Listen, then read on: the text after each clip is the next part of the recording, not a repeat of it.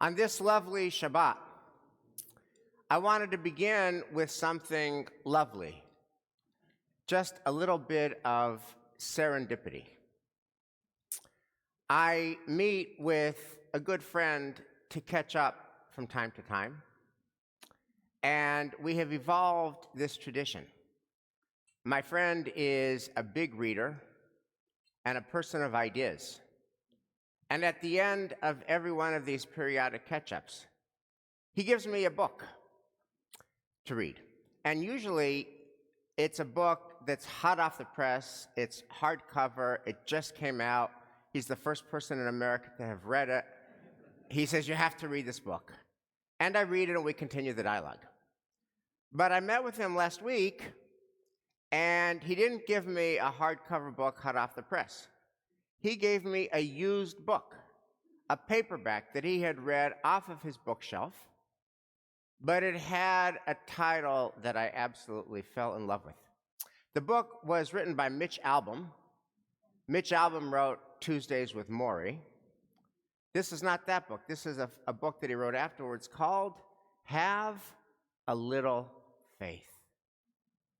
And I thought, oh, yes. Have a little faith. I wish I could do that now. And I hope that this book, Have a Little Faith, will help me get there. But when I look at the book, at first I have to say I was skeptical because the book was written in 2009. And that means it's not only 15 years ago, it's another universe ago. It's a place and time far, far away. How could a book written before October the 7th, before a pogrom that happened in Israel, before Israel's longest war, before the terrifying rise of Jew hatred and Israel hatred throughout our world, before the toxic division in our own country. How could a book that was written before all that speak to us now? After all, the places that I love most in this world, America, Israel, Harvard, the Jewish community of North America, are all unrecognizably different since the 1,000 years that happened from 2009 to now. And yet, when I read this book, Lord, it just so landed. So the backstory of the book is that Mitch Albom actually grew up as a conservative Jew, and his story is very familiar. He grew up in a conservative shul in New Jersey, and according to his own testimony, which he shares in this book, he's only had one rabbi his entire life, a rabbi named Albert Lewis. And his story sounds very familiar. He goes to religious school at this shul. He has his bar mitzvah at this shul, and then he falls off the bima. And he says he has no more real connection to his Judaism or the Jewish community. His partner is not Jewish. They're raising children not Jewish. He has one residual connection, which is that every year on Rosh Hashanah, he flies from Detroit, where he lives. He's a sports journalist. He flies to New Jersey for Rosh Hashanah to be with his parents, and he sits in the pews of his old shul, and he hears Rabbi Albert Lewis's High Holiday sermons. That's his connection to Yiddishkeit. So one day, Rabbi Albert Lewis, who's then 82, says to him, would you write and deliver my eulogy when it comes time for my funeral? And the request took Mitch Albom aback, and he said, I don't know you as a human being at all, and I only know you as a rabbi, one thin slice. I hear your sermons on the high holidays. I don't know you as a rabbi or as a man. But if you'll agree to meet with me regularly so I could get to know you, then yes, I'll write and deliver the eulogy when the time comes. So Mitch Albom starts traveling from Detroit to New Jersey regularly, and he finds that after several visits, he has enough content to write a wonderful eulogy. And yet he finds that he's drawn to continue to visit with Rabbi Lewis, even after he has enough content, because there is something powerful, and there is something alluring, there is something that draws him in to this rabbi in his last chapter. And this is what it is. Rabbi Lewis is getting older and suffering ever more the indignities of aging. He's falling. He's ending up in hospitals. He's getting weaker. He's not mobile. His hands are trembling involuntarily. He knows that his time is limited. And yet, Rabbi Lewis is deeply at peace. He is serene. He is anchored. He's not jangled. He's not angry. He's not fearful. He's at peace. And in fact, he most often sings at every visit. And Mitch Albom at first finds this discordant. A man who's getting older and sicker, whose time is drawing to a close, being deeply serene, deeply anchored, deeply at peace, and actually even singing. How does that even work? And Mitch Albom discovers that Rabbi Lewis possesses a secret. And his secret is his faith. He's a person of faith. F-A-I-T-H, faith. And he wonders, do you have to be a spiritual virtuoso to have that kind of faith? Or could an ordinary person have that kind of faith? Meanwhile, and this is what makes this book so fabulous, Mitch Albom is in Detroit, and he meets an entirely different person of faith, a black Protestant minister named Henry Covington. And Henry Covington's story is just so different. According to his own narrative, the first 30 years of his life, he's a criminal. He is an alcoholic. He is a drug addict. He is a drug seller. He commits armed robbery. He serves hard time in jail. And then one day, 30-year-old Henry Covington reaches rock bottom. He's addicted to cocaine. He has a wife and he has a young child. And the only thing he wants and needs is drugs. He goes to his supplier and he pulls a gun on his supplier to get some cocaine for one more hit. And then after he gets the hit, he goes back home and he realizes, I've endangered my own life because the guy I pulled the gun on has a gun, and I've endangered the life of my wife and my child. And he makes a prayer/vow. He says to God, God, if you will save me now, I will devote my entire life to you. And this prayer works. Henry Covington quits his life of crime. He quits his dependence on drugs and alcohol. He goes to school to become a minister, and he ends up ministering to the poorest citizens of Detroit. And Mitch Albom davens at the shul. And the shul, the church, is so poor. There's mamash, a hole in the roof. And they have no resources that when it rains, what they have is buckets that they push around to collect the rain. So Mitch Albom toggles between this rabbi in New Jersey who is dealing with his own mortality and this minister in Detroit who has had to overcome his own demons and to start a church where he is ministering to people who now have the demons that he used to have. And he realizes that what they have is faith, and that faith is so powerful that it can help somebody make peace with their own mortality. And faith is so powerful that it can help us transcend our own demons. And then as I read this book, I wondered, is faith powerful enough to help us navigate this frightening new world that we live in now?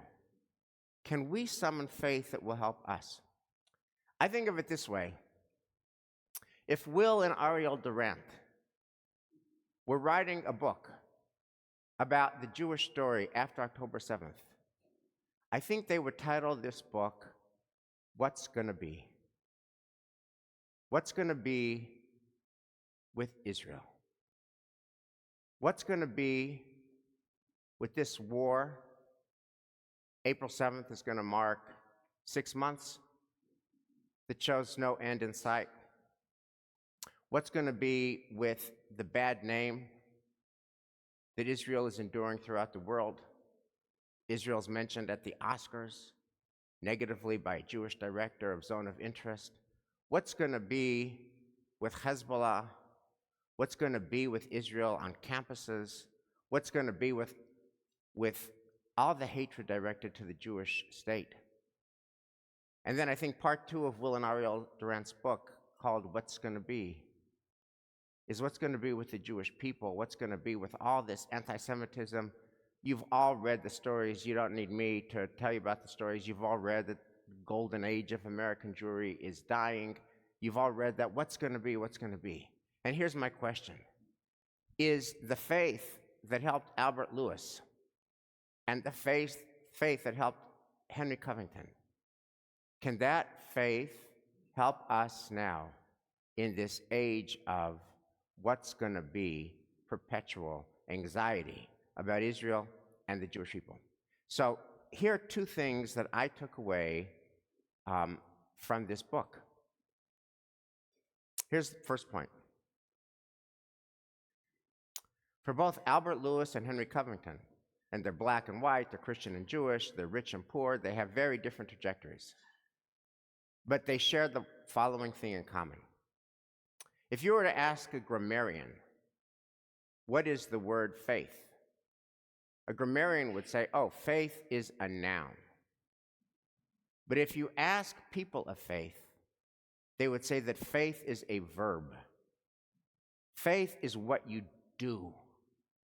Faith is what you do to bring about the world that you want to live in.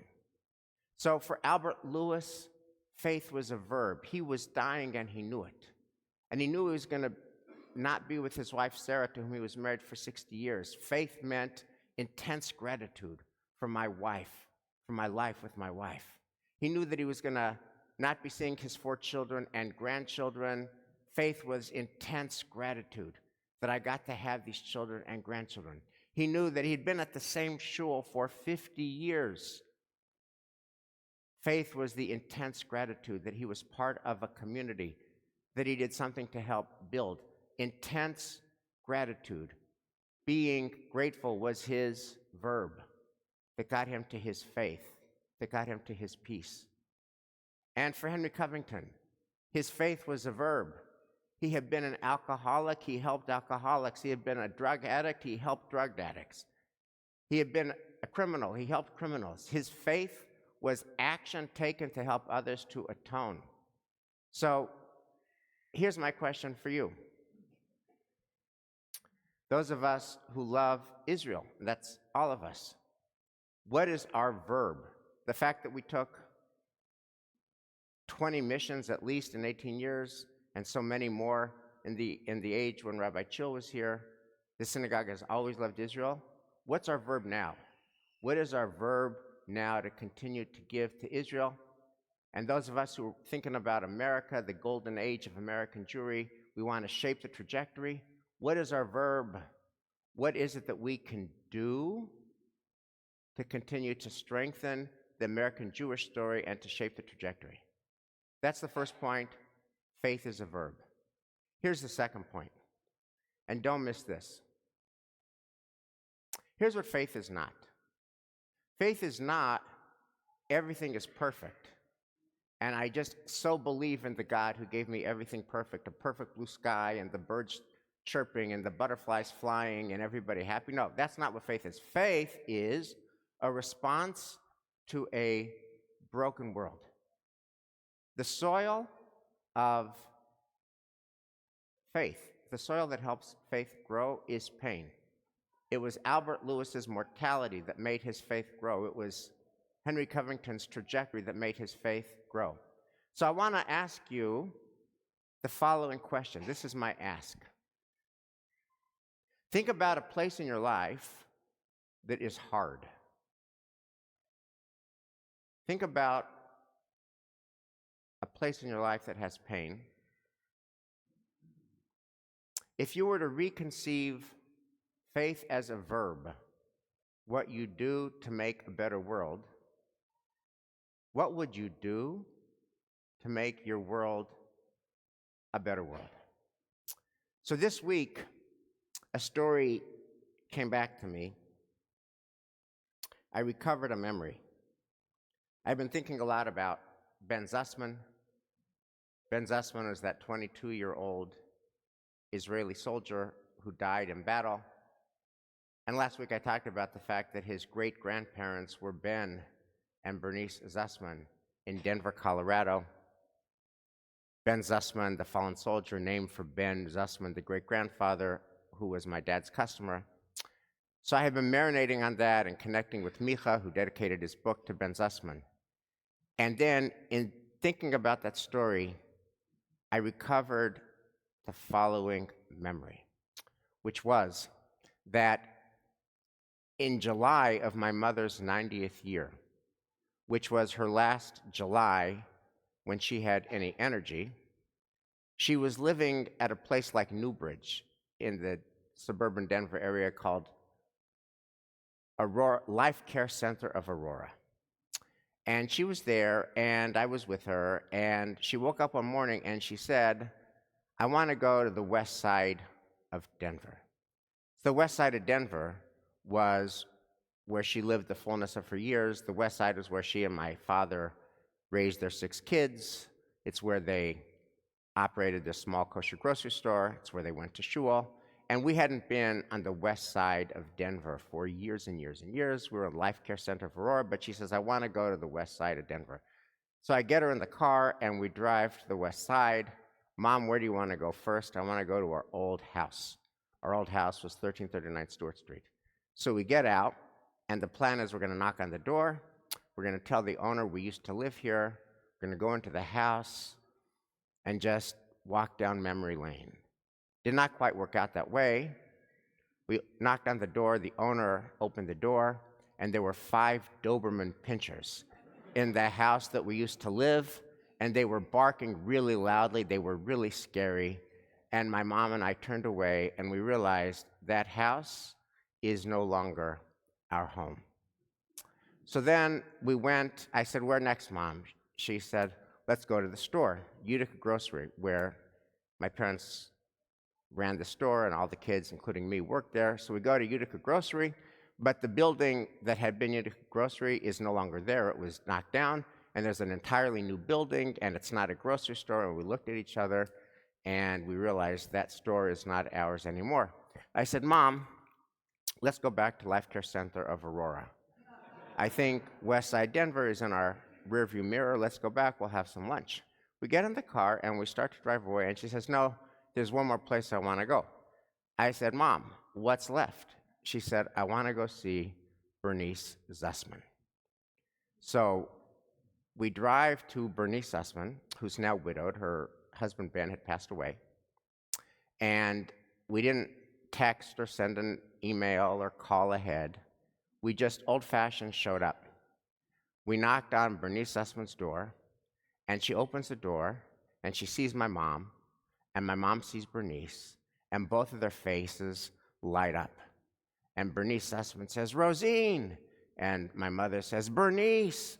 And Bernice Zussman opens the door, invites us in. We sit in her kitchen. She serves us tea, and they catch up like old friends, and they give each other the longest, strongest hug.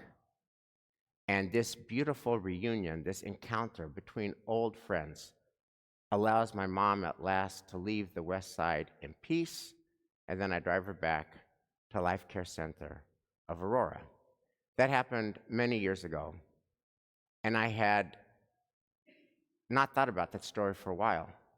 And then this week, I recovered the story because I realized that the last time I had been in Denver, Colorado, on the West Side, where I grew up, I was in the kitchen of Bernice Zussman, the great-grandmother of Ben Zussman, who just recently died. Faith in invisible lines of connection. Faith in mystery. Faith in the resilience of the Jewish people and the Jewish state. Faith that, despite the absurdity of our existence, despite the loss and despite the pain, there is still beauty to be had, and there is still blessing to be had and savored. Have a little faith. Shabbat Shalom.